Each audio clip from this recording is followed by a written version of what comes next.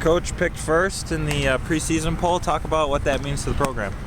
It's an exciting thing to be picked first, but it is preseason and ultimately the one that counts is one at the end of the season. But I love embracing that challenge and that pressure of having that number one, right there in front of us and saying, hey, you know what, let's go get it. What are some of the strengths of this year's team?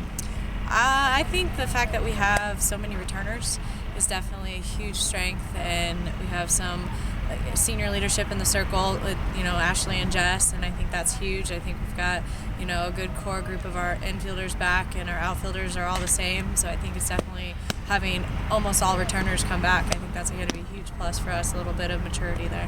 Who do you see as your toughest competition this year in the league? With the RMAC, it can be anybody. Pueblo definitely will give us, they're a fun team to coach against and play against because they've got some quality kids. Springs will be a tough challenge, and so will Adams. And Colorado Christian always pulls out somewhere in the mix, but you can never put anybody in the RMAC, on the back burner because they can sneak up and bite you.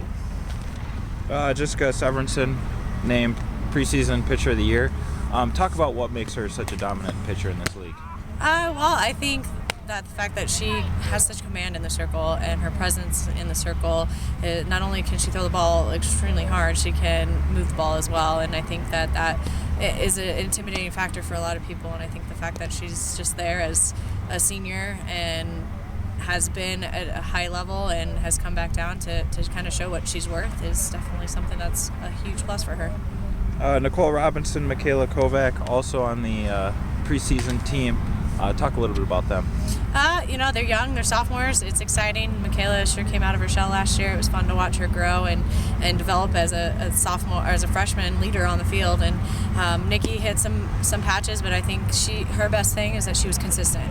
She was consistently always on base, always a threat, finding a way to get on. She was overlooked a lot because she didn't have a lot of power, but she had speed, and she always found a way to get on base, and that was one great thing about her. Michaela on the field is very, consistent and strong on the field as far as she's just smooth, and she's going to make errors and going to have her flubs, but at the end of the day I know she's going to make that great play. Nicole and Michaela, only two sophomores to make the team. Talk a little bit about that and the future that those two have. Well, it's exciting. It's definitely exciting to see what future those two could have.